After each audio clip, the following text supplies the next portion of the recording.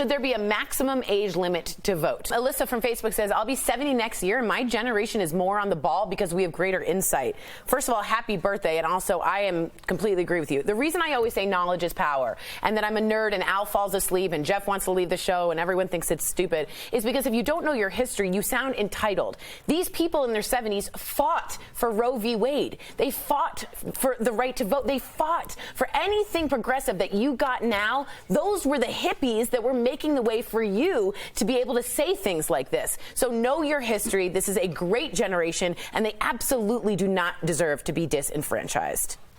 All right. Whew. Whew. Yeah, girl. Thanks. I said, yeah, girl, myself. That's so bad. My friend started Third Love, and if you guys don't know it, it's a wonderful bra company that you can do online, and you can get fitted online, too. And they have huge band sizes. Their whole thing was to put huge pictures of women with C-sections or a mastectomy, and to really make bras for the normal human being instead of the, I'm in a feather angel wing. No offense, I don't have that body. So at some point, they called out Victoria's Secret, and Victoria's Secret backed down and said, hey, you know what, we're just not that type of brand, and their stocks are plummeting down like a deep plunge bra. They're dying. So they're rebranding, and whether or not it's for money or not, it's good that at least some representation is being taken place. It's called dual loyalty. I don't know if you guys heard of this. Yeah. Okay, it's a very famous anti-Semitic saying, and it's been done since the beginning of the Roman Empire. It's the divide. It's the divide. Now here it is. Jews can't be trusted. That's the trope, because they have only loyalty to Israel and Judaism, and they therefore can't be patriots of their own country. They can't be trusted. They're disloyal. It is, I've heard it a million times. I called my father. He's heard it a million times. It's old.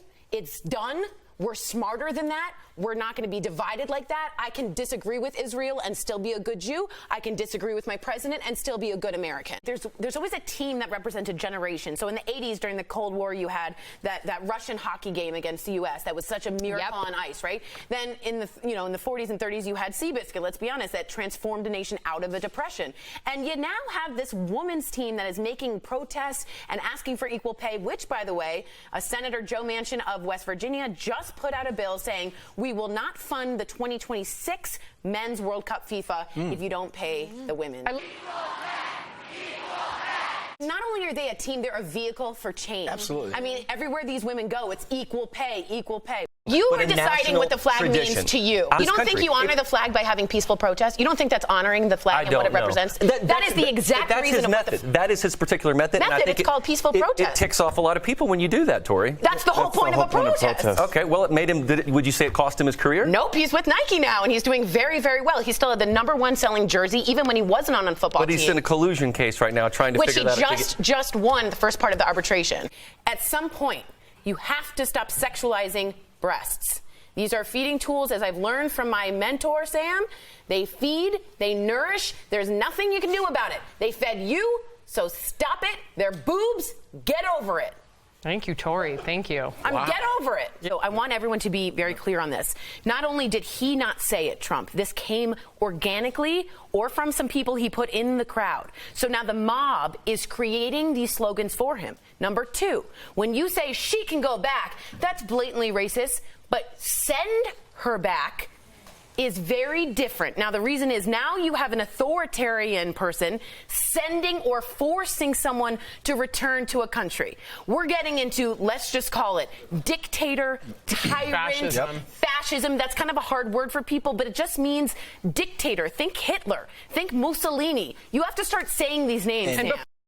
Kevin from Facebook says religious belief cannot be allowed to trump reality. Ignorance is not as valid as scientific research and evidence. I could marry you, Kevin, but I'm married and I love my husband very much, but I just mean I really love this comment. Let me be very clear. There are states you could move to. That's weird. This is something really, really important. Religion cannot excuse ignorance. Okay? So even if you believe that, that's fair for you to do so, absolutely, and you should have that right.